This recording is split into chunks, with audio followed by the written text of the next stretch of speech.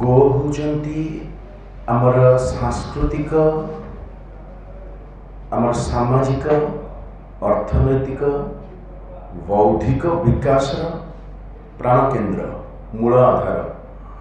कौनसी भी राष्ट्र प्रगति बा विकास प्रकृति को विकृत करिक नुह। प्रकृति को विकृत करिक आम विकास विकास डिंडिम पिटे ता विकास में से विनाश। मातृ उपासनार परंपरा भारत वर्ष आम ये माटी को नदी को शास्त्र को आम गछ वृक्ष को आम प्रकृति को माँ कहू गोमाता बोली कहू। मातृ निधन परंपरा मातृ उपासनार राष्ट्र रे ये है दुर्भाग्यजनक विडंबना। देखंतु आमको पूर्वर जो शिक्षा पद्धति रे गाई को आम माँ बोली शिक्षा दि जाता गाव विश्वस्य मातर।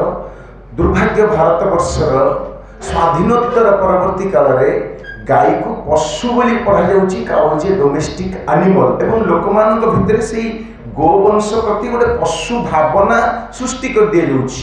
आपण माने चिंता करंतु संसार रे एमिति कौनसी उपकारी प्राणी गाई तुल्य नहीं। गो भलिया जहार मय जहार मूत्र गोबर मूत्र दूध दही सब गुड़ाक एत पवित्र तार धन बोली कहुची गो धन किंतु से धनर उपयोग करिवार प्रणाली आमे जानी नाही। गो धनर उपयोग प्रणाली जानी नाही कहीं ना नीति गो अनुकूल नुह।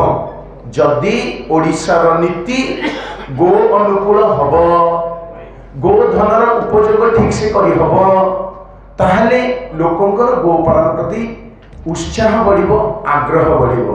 तेणु आमर जो ओडिशा रे 1960 मसीहार जो गोहत्या निषेध आईन अच्छी से आईन अत्यंत दुर्बल और चालान क्षेत्र में तो प्रावधान किसी नाही बोली कहले चल दंडविधि जमा नहीं।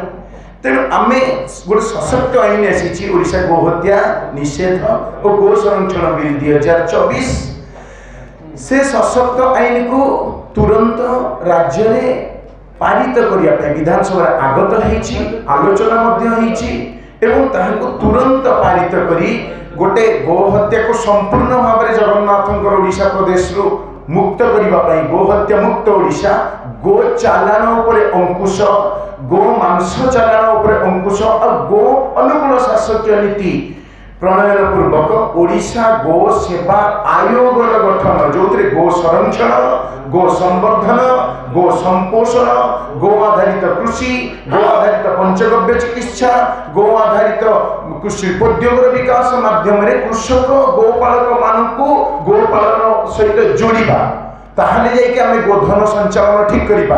आमर जदि नीति गो अनुकूल हेनी आपने जानी एवं गोटे रिपोर्ट प्रस्तुत होता बाहरी आपण मान गणमाध्यम तरफ बाहरी जे ओडिशार 6700 केते एकर गोचर जमी बर्तन जबरदखल भाई गोवंश चलिए केमती सबुठ उपकार आप चिंता करूँ। आमर ये कईच मरीगले कंकड़ा मरीगले बाघ मरीगले कठिन कठिनतम दंड अच्छी जी आमको बचाऊँगी जी आमको अन्न दौर जार गोबर गोमूत्र को यूज करुचे जार क्षीर को आमर अमृतदायिनी प्राणशक्ति बोली विवेचना कर निर्विघ्न हत्या करने को छाड़ी दि जाऊँगी। पुलिस प्रशासन एमाने समस्ते मध्य से गो बेपारी गो दलाल सहित हाथ मिसई एवं आश्चर्य कथा होची आमे माने सब गाई को गोटे माने उपयोगी प्राणी बोली वर्णन करिक बिकुचे। महाभारत ठार आरंभ करके प्राचीन शास्त्र पर्यंत आप देखंतु गो मातांकर महिमा आपको नेति नेति कंठरे शुणा मिलिबो। एमाने समस्त गो महिमा रे प्रशस्त शतमुख। तेणु आम चाहूँ सरकार पाखे नवेदन करूँ आसंता 21 तारिख में समस्त आध्यात्मिक धार्मिक संस्थान समस्त साधु सन्थ सन्यासी समस्त मठ मंदिर सेवायत संघ समस्त राष्ट्रवादी सनातनी संगठन समस्त सामाजिक अनुष्ठान समस्त मातृशक्ति विद्यार्थी समस्त मिलित भाव में आह्वान कर गोमाता दिनटी बाहर करूँ। ओडिशा रे गो हत्या निषेध आईन को सशक्त करूँ।